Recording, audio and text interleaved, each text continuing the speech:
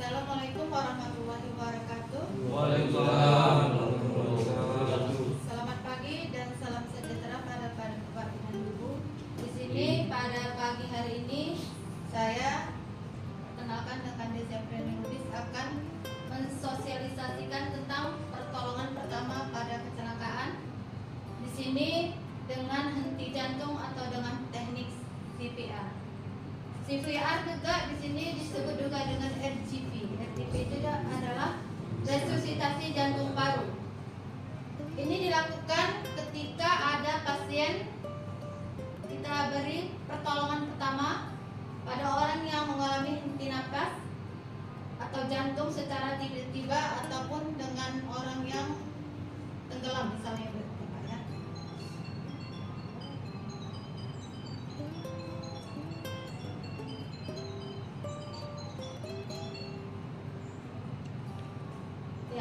Di sini pertama-tama yang harus kita perhatikan sebelum kita melakukan CPR atau RJP ada 5 langkah. Yang pertama, kita periksa dulu keamanan lokasi sekitar dan orang yang lagi kolaps, yang henti jantung tadi. Yang kedua, kita periksa dulu tingkat kesadarannya, apakah pasien tersebut, orang tersebut sadar atau tidak.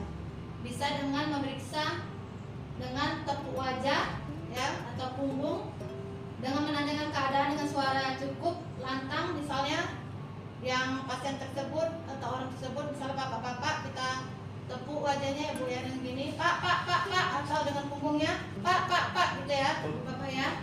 Apakah dia merespon panggilan kita? Ketika memang kita lihat tidak merespon, kita periksa denyut nadi, bisa di sini ya kan, atau dengan denyut di leher sini, Bapak Ibu ya.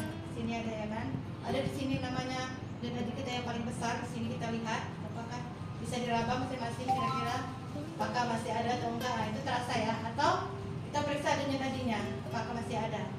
Setelah itu nanti langsung kita panggil bantuan medis, ya kan, kita minta tolong kepada sekitarnya untuk memanggil panggilan medis.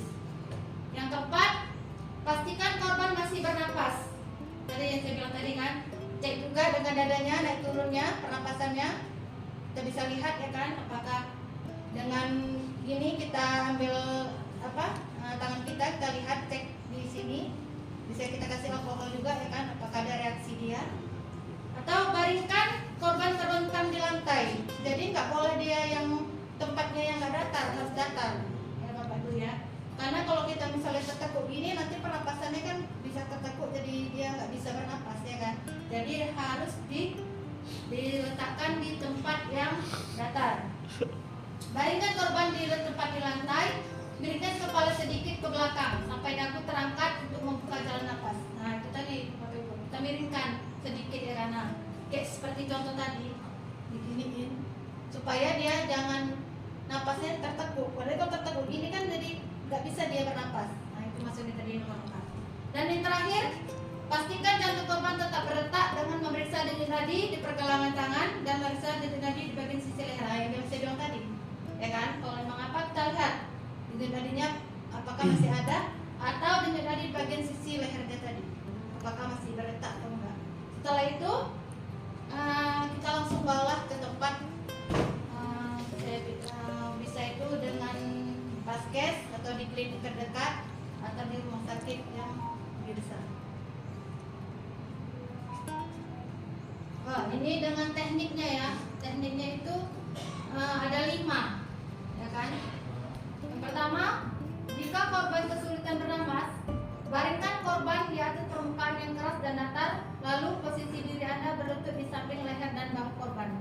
Nah, seperti yang pertama ini Bu ya, Bapak Ibu ya.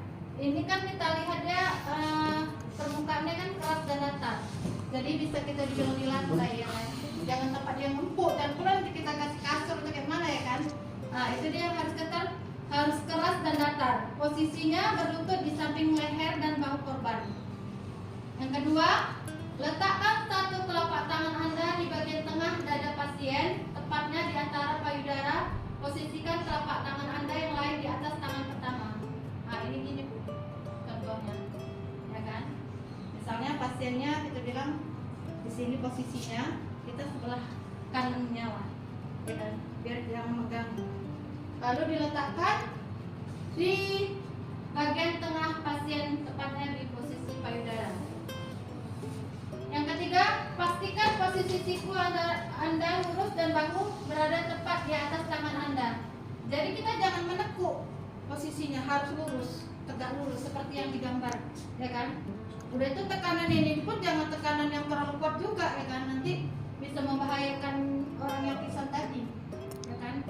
Yang keempat, tekan dada korban setidaknya 100 sampai 120 kali per menit dengan kecepatan 1 sampai 2 tekanan per detik. Nah itu tadi Bu, 100 kali, ini biasa 30. Oke. Buat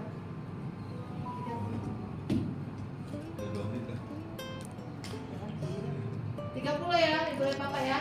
Dada 30 dengan tekanannya tadi 100 sampai 120.